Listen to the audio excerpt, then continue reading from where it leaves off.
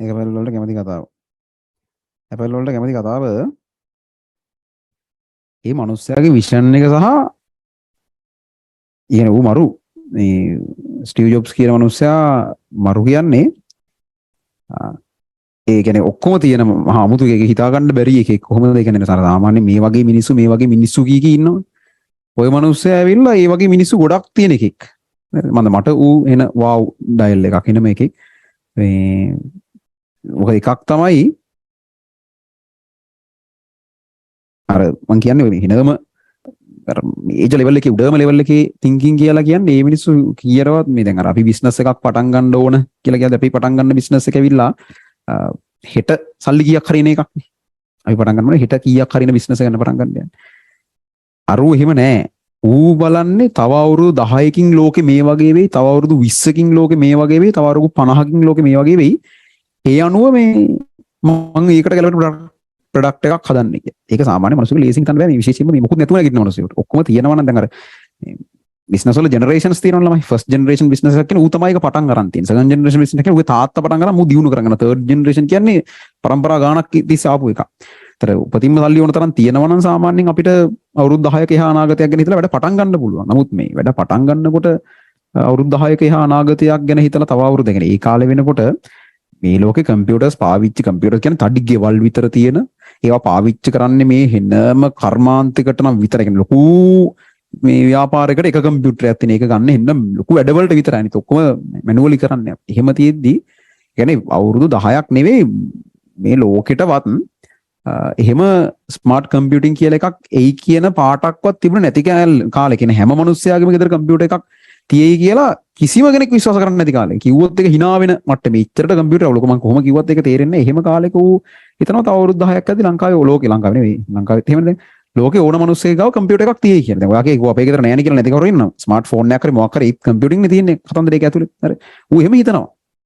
ඒතර මේ ඒක එහෙම වෙනවා. ඒක එහෙම වෙනවා නෙවෙයි ඌ ඒක එහෙම කරනවා. ඌත් එක තව එකත් එක ඒ විදිහට හිතලා වැඩ කරපු තව කීප දෙනෙක් ඉන්නවා. ඌ එකෙන් එන මේ මේජර් කැලලක් ලොකු කැලලක් ඌ කරලා තියෙනවා. ඊට පස්සේ මේ ස්මාර්ට් ෆෝන් කියන එක මේ ලෝකේ තිබුණ එකක් නෙවෙයිනේ. ස්මාර්ට් ෆෝන් කියන එක ගේන්නේ යානේ. එන ෆෝන් එකට කම්පියුටර් එකක් කලවම් කරලා ඊට පස්සේ ඒකෙන් මොකක් හරි ගලා යෑමක් හදාලා ඉතින් මෙහෙම වෙනකොට අද වෙනකොට මේක ලංකාවේ කොහෙද අපි ලංකාවට දෙයක් එනවා කියන කොච්චර පරක් වෙලාද කියන්නේ. හරි.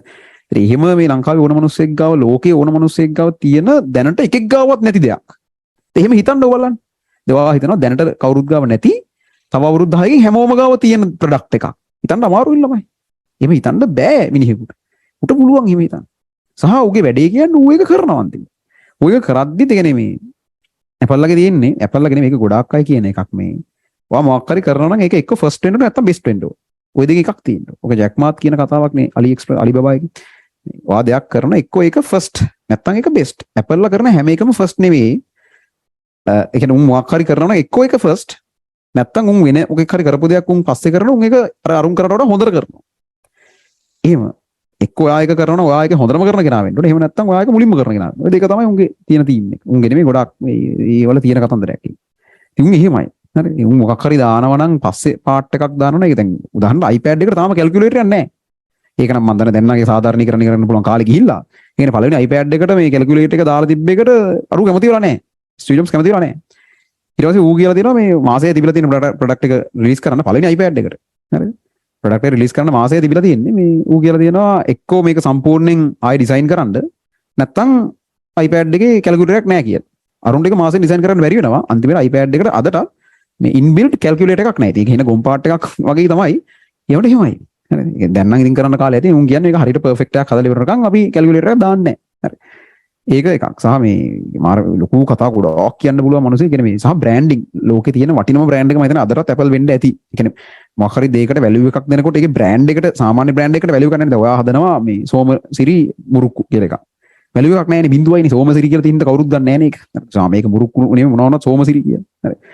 හැබැයි මේ Apple ලගේ තියෙන Apple කියලා බ්‍රෑන්ඩ් එකක්. සහ ඒකේ නම හිතුවේ කොහොමද කියලා හිතා ගන්න පුළුවන් කියන්නකෝ. දැන් මිනිස්සු දෙන්නෙක් එකතු වෙලා දෙන්නෙක් කරන වැඩක් නේ. එක එක අහනවා මචං මේ අපි මොකක් හරි මේ කම්පියුටර්ස් වගේ දෙයක් හදන මොකක් හරි එකක් පටන් ගමු. අපි මොකද්ද මේකට දාන නම? අනිත් එක කියනවා අපි Apple කියලා දාමුද? එහෙම අහන්නේ නැහැ නේ මිනිස්සෙක්. හරි. හිතන්න බැරි නමක් නේ. ඒකට ඒක බ්‍රෑන්ඩ් කරලා තියෙන විදිය බලන්න සහ මේ Apple වල ඉන්නවා හෙන්නම loyal community එකක්. හරි. ඇත්තටම ළමයි දැන් ඔය මේ අපි උඹලට කියන්නේ උඹලා toxic fan base එකක් කියලා මමම කියපු වචනයක් නෙවෙයි යන්නේ වෙන කවුරුත් කියප එකක් නෙවෙයි. හරි. අපිට ඉන්නේ කාතකට fan base එකක් toxic fan base එකක් අපිට ඉන්නේ කියලා කියන්නේ. හරි. Apple වලටත් එහෙමයි. මම කියන්නේ මේ එහෙම ඔයාලා වෙන්න ඕන කියන එක නෙවෙයි. මේ ලෝකේ කිසිම ෆෝන් එකක් රිලීස් කරන දවසක මේ ෂොප් එක ඉස්සරහා මිනිස්සු පෝලිං හැදලා පොරකකා ඉන්නේ නැහැ ගිහිල්ලා ටක් ගාලා ෆෝන් එක ගන්න කියලා. Apple වල එහෙම ඉන්නවා. අලුත් ෆෝන් එක රිලීස් කරන දවසට ෂොප් එක ඉස්සරහා මිනිස්සු ඉන්නවා රොත්ත පුරුත්තම මේ පළවෙනි ෆෝන් එක ගිහලා ගන්න. ඒක හොඳද නරකද මොකුත් දන්නේ නැහැ. හරි. හැබැයි ඒකුන් අර ලස්සනට මේන්ටේන් කරලා තියෙනවා ගොන් නැතුව. හරි. ඒතරන්ට මේකත් දාන්න ඕන මම ඒකත් කරගෙන යනවා මේ එහෙම. හරි. එහෙම එන්න ලෝයල් ෆෑන් බේස් එකක්. ලෝයල් බේස් එකක් තියෙන කස්ටමර් බේස් එක පට්ට ලෝයල්. ඒක නෑ. Samsung මොනව දාලා කොහොම ෆෝන් එකක් කවුරුත් පළවෙනි දවසේ රිලීස් කරනකොට කඩේ ඉස්සරහා පොරකකා ඉන්නේ නැහැ ගිහිල්ලා පළවෙනි ෆෝන් එක නරක මාර අමුතු කල්චර් එකක් ඒක. අපි හිතන් ඉන්නේ උන් වෙන පොස් උන් එහෙම නෑ. උන්ට එහෙම නෑ උන් ගෙදරට ගෙනල්ලා දෙන්න ඕන ෆෝන් එක එහෙම උන් මේක ගන්න කියලා නෑ. අරම තියෙනවා. හරි. ඒ එච්චර ලෝයල් කස්ටමර් බේස් එකක් නැති තරම් වෙන කිසිම මේ ඔය ෆීල්ඩ් එකේ ඉන්න මේක. ලස්සන වැඩේ. ඒ මෙහෙම ගොඩාක් කතා කරනවා ගැන මේ ස්ටීව් ජොබ්ස් බිල් ගේට්ස් කින් අහපු වෙලාවක ස්ටීව් ජොබ්ස් ගිතන්න කියන්නේ ඔයාට කරගන්න බැරි වෙච්ච එක නේ ස්ටීව් ජොබ්ස් දැකපු ඔයා දැකපු නැති දේවල් මොනවද කියලා හදපු පහක් කියනවාද වෙනකොට හරියටම පහම නම් මතක නැහැ. එකක් කියනවා මේ යූසර් ෆ්‍රෙන්ඩ්ලි ගතිය හිතුවේ නැහැ කියලා. ඒ කියන්නේ බිල් ගේට්ස් කියන්නේ කම්පියුටින් පැත්තෙන් ආපු කෙනෙක් නේ. හරි.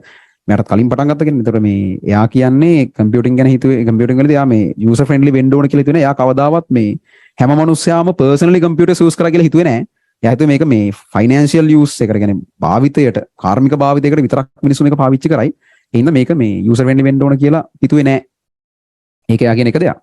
ඊට අමතරව මේ තව එකක් තමයි ලස්සන වෙන්න ඕන කියලා හිතුවේ නෑ කියලා. කියන්නේ අර ඒ කියන්නේ මුලින්ම දාන්නේ කම්පියුටර් එක තඩි කැත ලොකු තඩි එකක් නේ. ඒකේ සයිස් එක ගැනවත් ඒක ලස්සන වෙන්න ඕන හුරු බුහිටි වෙන්න ඕන කියලා හිතුවේ නෑ කියලා කියනවා. හරි. අර ඒක හිතනවා. ඒ කියන්නේ එයාගේ චින්තනය වෙනත් ලෙවල් එකක නෙවෙයි. උගේ චින්තනය තියෙන්නේ හෙට පාවිච්චි කරන කම්පියුටර් එකක් හදන නැත අවුරුදු 10කින් හැමෝම පාවිච්චි කරන කම්පියුටර් එකක් හදන උගේ චින්තනය. හරි.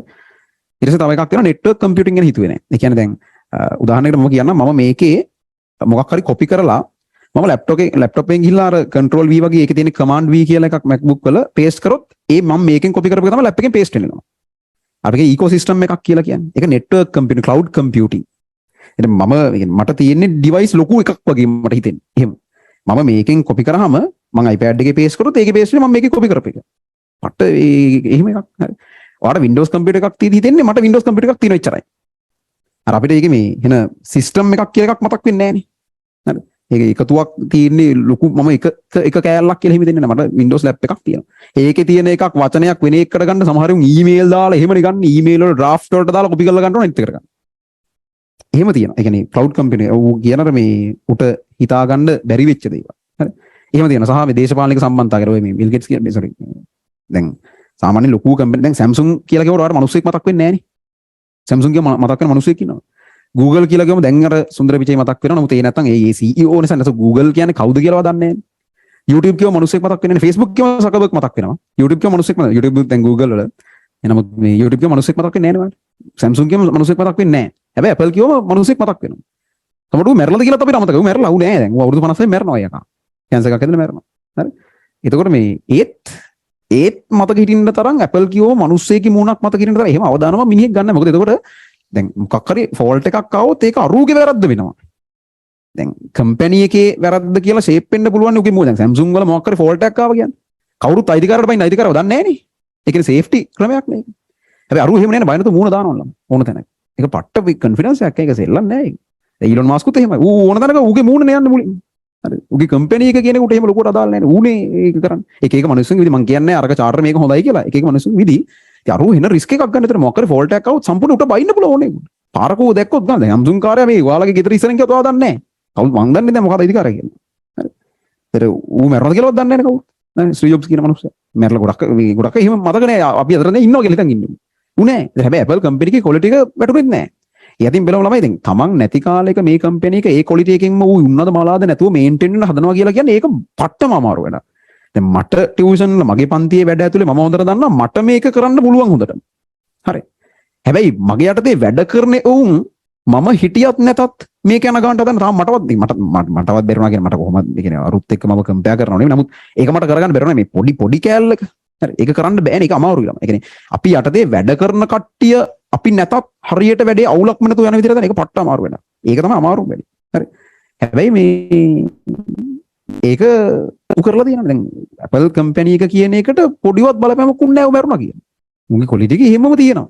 ඒ කියන්නේ මං කියන්නේ උන්ගේ ඩිවයිස් ලෝකේ හොඳම ඩිවයිස් කියන එක නෙමෙයි මේ කියන්නේ. ඒක වෙන බ්‍රෑන්ඩින් වල මාර එකක්. දැන් බ්‍රෑන්ඩින් කියන වෙන එකක්. දැන් කොකාකෝලා කිව්වම කොකාකෝලා කියලා කියන්නේ මේ ලෝකේ කාටවත් ඕනේ නැති දෙයක්. හැබැයි කොකාකෝලා බීලා නැති මිනිස්සෙක් හොයාගන්න බෑනේ. කිසිම කෙනෙකුට ඕනේ නැති නිකන් බීම එකක් නේ කොකාකෝලා කියන්නේ. හැබැයි හැම එකක් බීලා තියෙනවා. සාමාන්‍ය ඕන එකක් බීලා තියෙනවා. මං මේ ගම්පහත් නම් බීපු නැති කීප දෙනෙක් හිටියා කිව්වා. පුදුමයි මට ජීවිතේට කොකාකෝලා බීලා නැති උන් ඉන්නවා කියලා කියන්නේ. එහෙම ඉන්න බෑ. හරි. ඒ බ්‍රෑන්ඩින් කියන එක ලොකු මාතෘකාවක් කතා කරනවා නම් වෙනම කතා කරන්න ඕන වෙලාවක් දාන්න. දැන් දැනටත් වෙලාව කියලා වෙයි. ඉතින් ඔය කියන කාරණාත් එක්ක මේ ඌ මට ඌ වෙන ලෙජන්ඩ් කෙනෙක්. හරි.